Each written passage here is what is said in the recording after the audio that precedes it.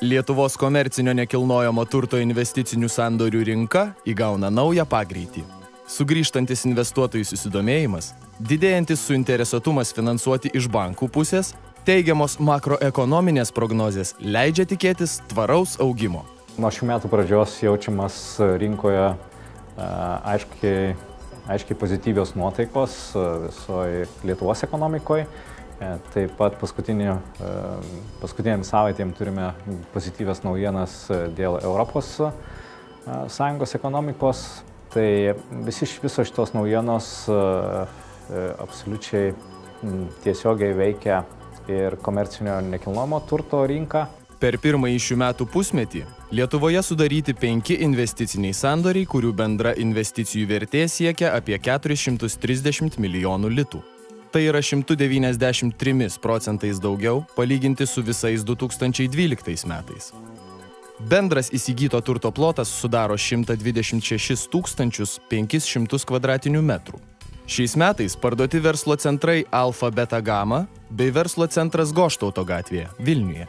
Šiuo metu pardavinėjami ir tokie objektai kaip Vilniaus verslo uostas, prekybos centras Europa. Ilgą laiką buvęs atotrūkis tarp pirkėjų ir pardavėjų lūkesčių, galima sakyti, sumažėjo ir natūralu, kad tokiu atveju tikimybė tiek sėkmingom dėrybom, tiek ir sandorių sudarimui yra daug didesnė. Nuomos pajamų stabilumas išskiriamas kaip vienas iš svarbiausių investicijų patrauklumo kriterijų tiek investuotojams, tiek ir sandorius finansuojantiems bankams. Suteikiant nekilnojamo turto finansavimą mums yra svarbus 3 veiksniai. Pirmas dalykas tai investuotojo profesionalumas, jo patirtis. Antras dalykas tai yra kūriamo turto arba įsigyjamo turto patrauklumas nuomininkui arba galutiniam pirkėjui. Tai yra turto vieta, koncepcija ir esama rinkoje konjunktūra, tai yra paklausa pasiūla.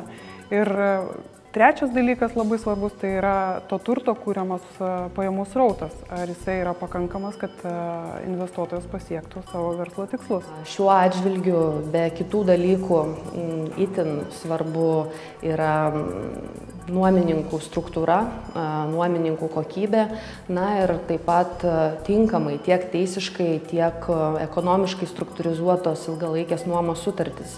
Nuomos kainų augimas ir patalpų užimtumo didėjimas turėtų garantuoti stabilų augimą ir ateinančiais metais. Nors ir su tam tikrų rezervų, tačiau specialistai vieningai komercinio nekilnojamo turto perspektyvas vertina optimistiškai. Artimiausiai perspektyvoje komercinio nekilnojamo turto rinka Lietuvoje turėtų atrodyti pakankamai stabiliai ir optimistiškai. Nereikėtų perdėti optimizmo, nes rinka iš tikrųjų yra labai maža. Ir bet koks didesnis projektas atėjęs į rinką gali iš karto tą balansą tiesiog pakeisti. Gerėjantis nekilnojamo turto rinkos rodikliai, didėjantis nekilnojamo turto rinkos likvidumas leidžia matyti tikėtis teigiamų tendencijų ir ateičiai.